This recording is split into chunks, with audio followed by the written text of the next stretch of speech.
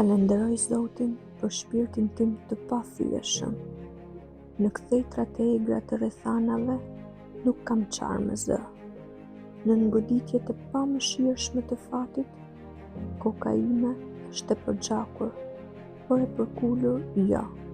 Përtej këtij vendi, zemërimi dhe lotësh shtrihen vetë se hijet e errësirës, e megjithatë, përcimimi I viteve më gjen dhe të më gjej pa frikë. Nuk ka rëndësi se sa ngushtë është porta, as sa I rënduar është rrotulli I ndëshkimeve. Unë jam kapiteni I shpirtit tim.